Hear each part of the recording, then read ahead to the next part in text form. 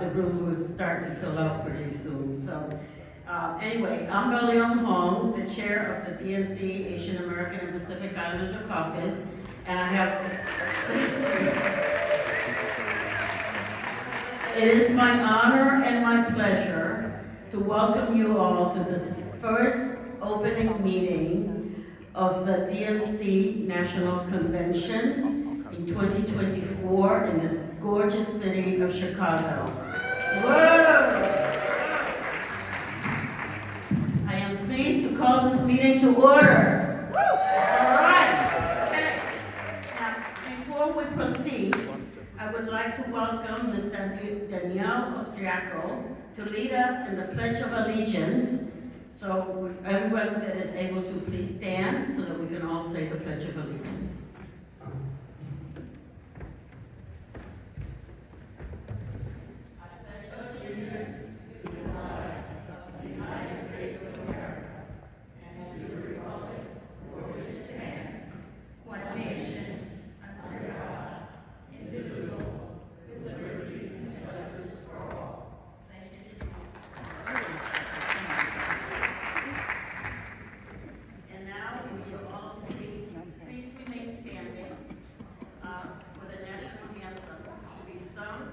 By Denisa Jadal.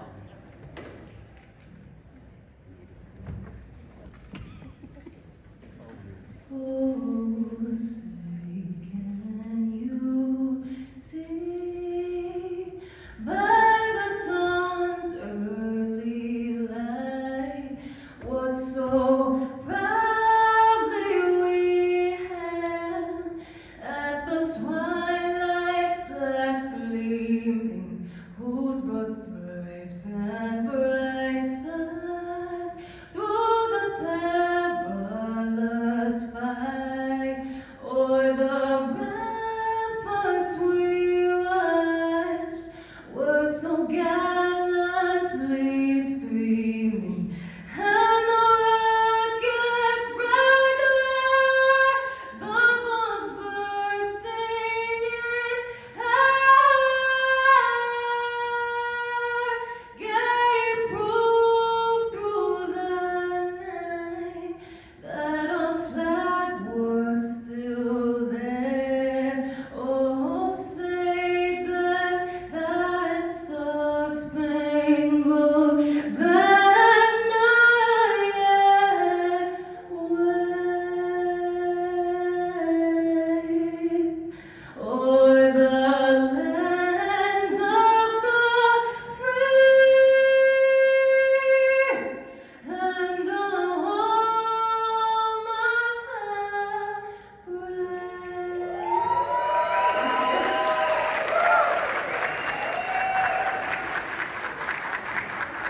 That is so beautiful. Thank you, thank you, thank you, thank you. So I appreciate you all very much for coming in at such an early hour.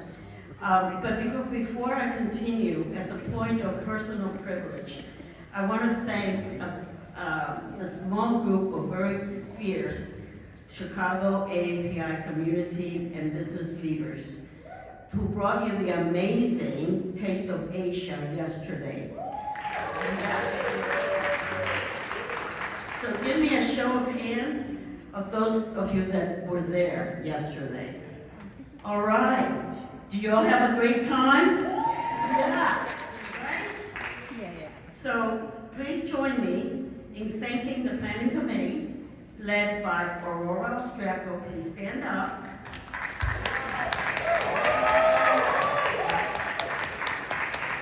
Whose daughter Danielle just gave the Pledge of Allegiance. Susan Patel, I don't know whether she was able to make it this morning or not, but Hey, she Susan! is she there? Susan? Yes, okay. Susan is the one that managed the whole thing, the whole process. George Mui, who pulled all of us together to make this happen. Callie Kim, stand up, Callie. Who kept everyone on task, and most especially I want to thank all the Chicago AAPI Chambers of Commerce and AAPI community organizations that came together in a space of 3 months. I'm telling you, this is a humongous task. They did it in 3 months. So this is fantastic. So huge kudos. And so with all of you that were part of that event yesterday, please stand up so that we can all recognize you.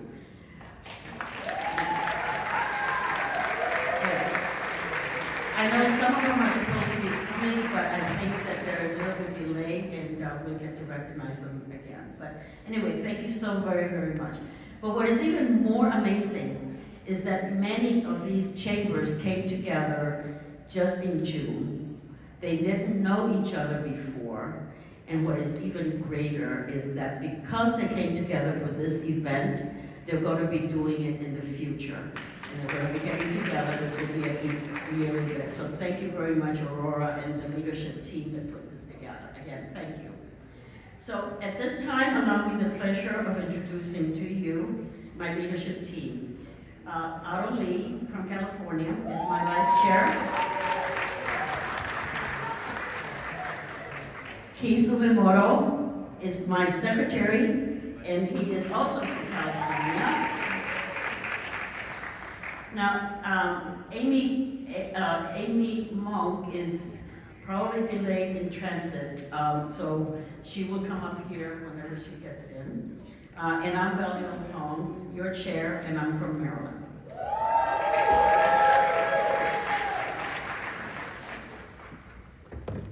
As I look across this room, I feel such joy in seeing all of you, all your beautiful faces here, and this one of the most significant and historic political events in the presidential cycle. Seeing how we have grown, how far we have come together, and yes, how much we still have to go. But we're going to go together as joyful warriors. I remember that in my first convention in 2004, so allow me the privilege of just reminiscing a little bit. In 2004 in Boston, we had less than 200 people, and we were so excited that they were there. 200, just think about it. And I'm told that the registration for this caucus, as of yesterday, was 1,200.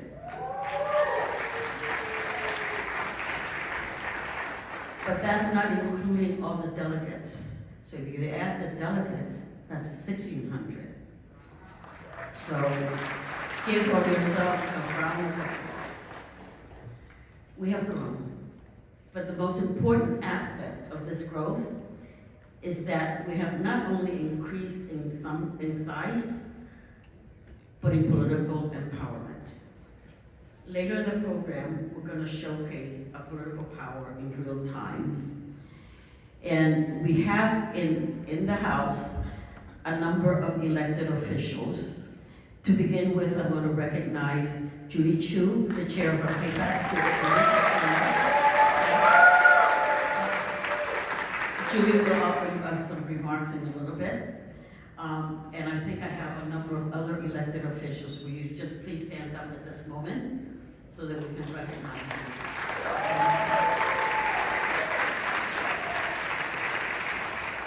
And now realize that these are not all of them at this point because many of them are still out in the lines. So let me continue to compare the then and now. 20 years ago, in 2004, we had 8 DNC AAPI caucus members, just 8. And of those 8, only 6 were elected. 2 of us had to be appointed in order to be able to form a caucus. And we were able to form a caucus thanks to the vision and the persistence of my officer here, Keith Umemoro. Keith, please stand up.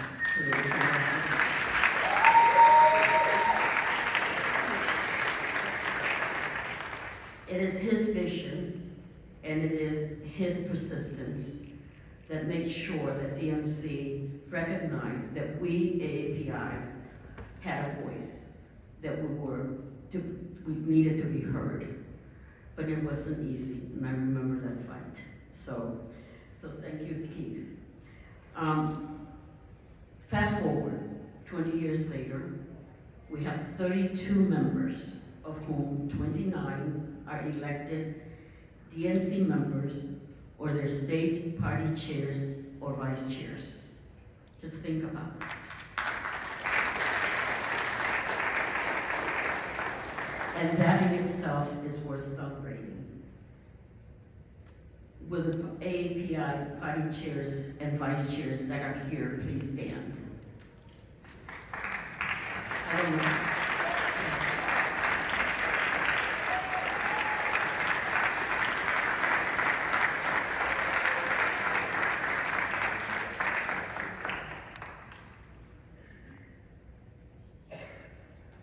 So, back in 2020, all 6 elected members were from Hawaii, California, or the Pacific Islands, with me and 1 other member appointed from Maryland and DC respectively. Today, our elected members come from 19 states and territories, including them abroad. Representation truly matters, and I want to thank you for stepping forward to run for the DNC and represent your state. Will all of our delegates that are here please stand?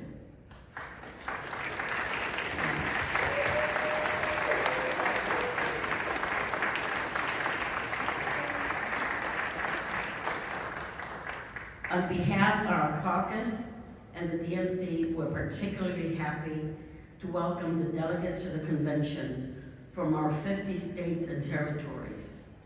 I understand that at this convention, each state has elected more AAPI delegates than any previous convention.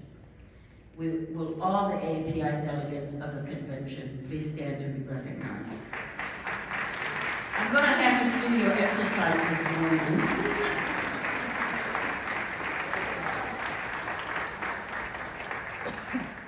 And of great interest and welcome recognition, we have AAPI members in each of the convention standing committees, the Platform Committee, the Credential Committee, and the Rules and Bylaws Committee. Will these standing committees members please stand?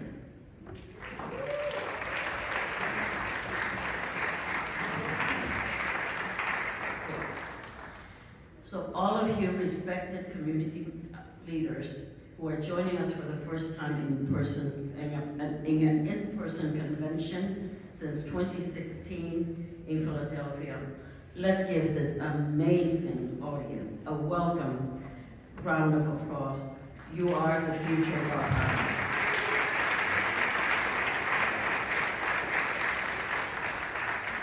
So this convention has a special historic significance because for the first time in American history, we celebrate having the first Asian American and the first Black woman to be officially nominated for President of the United States for a major political party.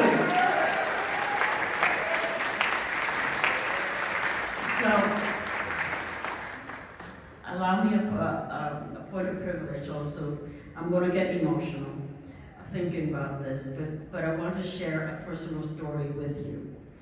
At the last in-person meeting of the DNC in San Francisco 5 years ago this week, on August 22nd, 2019, to be exact, then Senator Kamala Harris, the presidential candidate in a field of 15, came to visit our caucus.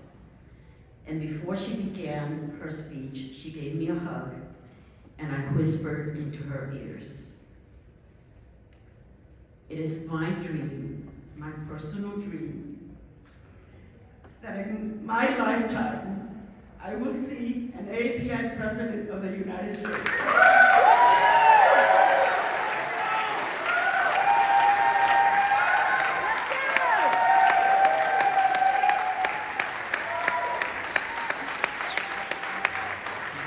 She made that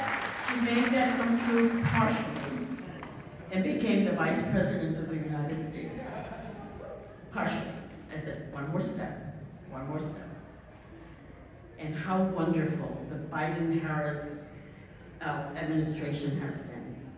History will remember this administration as being one of the most consequential in recent times.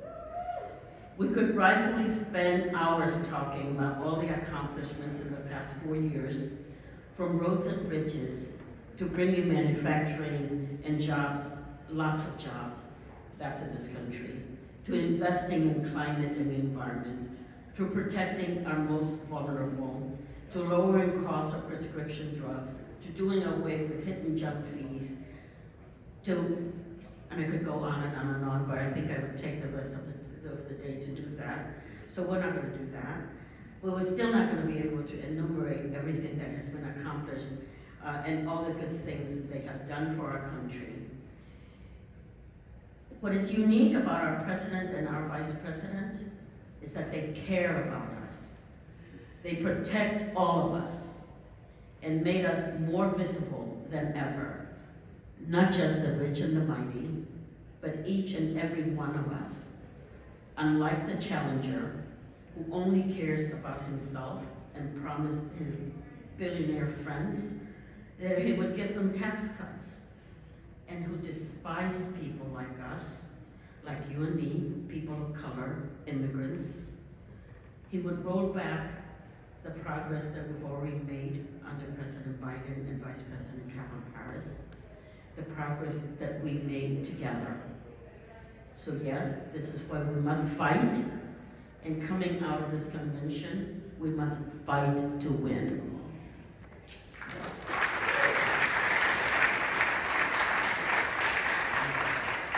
What drives us in this election is much, much more. It is the fight to protect our freedom and our rights, which were chipped away in the courts.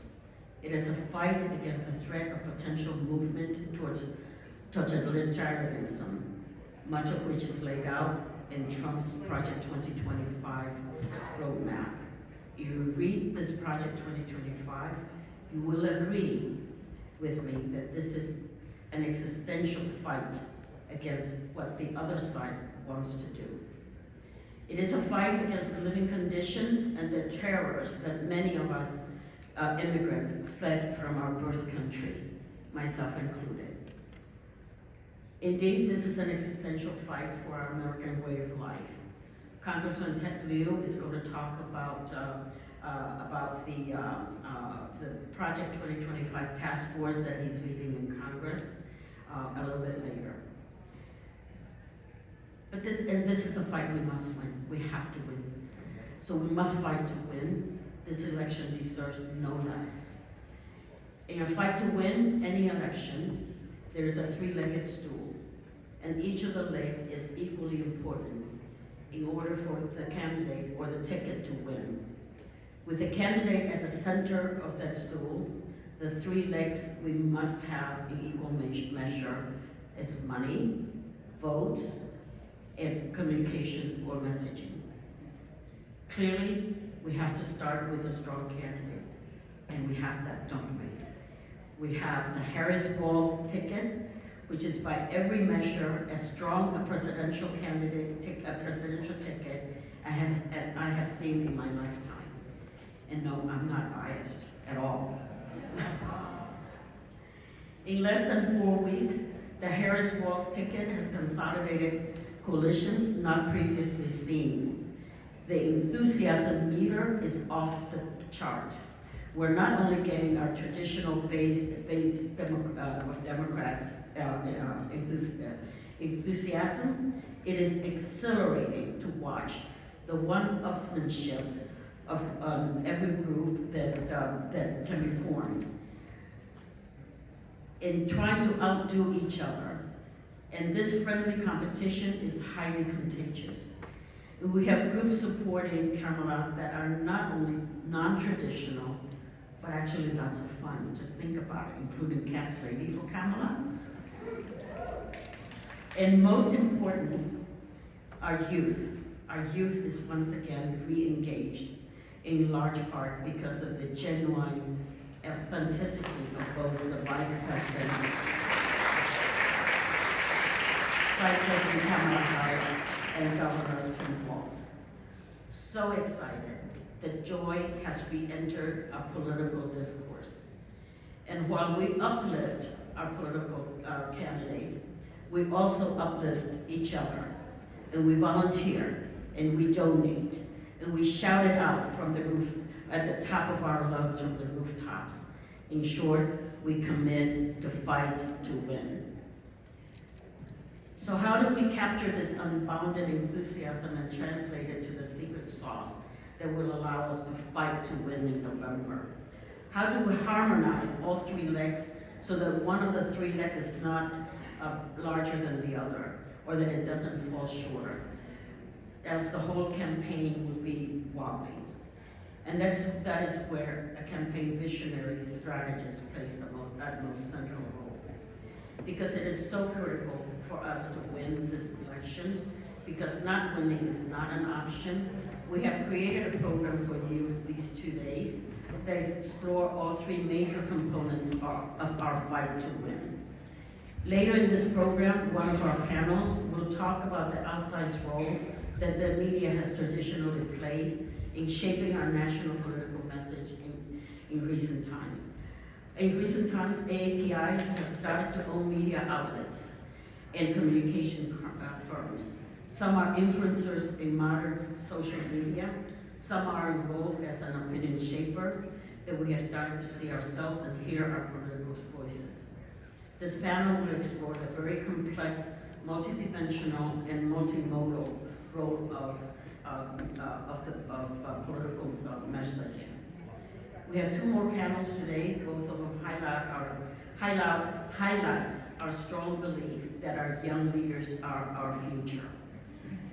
Our youth leader panels will talk about this new energy that is all around us, especially amongst the brat generation. Brat.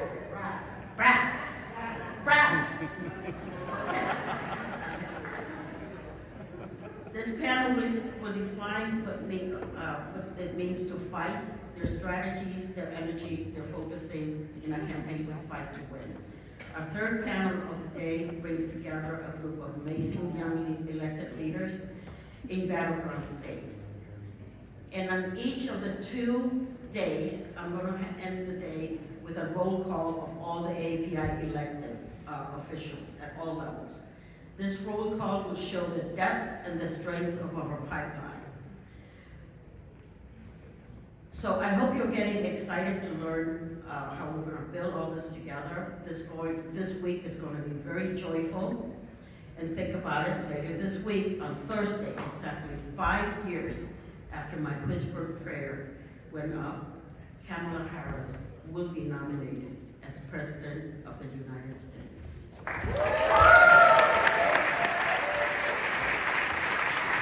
And when Kamala Harris and Tim Walz win in November, not only will my personal dream come true, but our collective dream, hope and desire for a better future for our country and community and families will come true. And that is why we must fight to win. Thank you.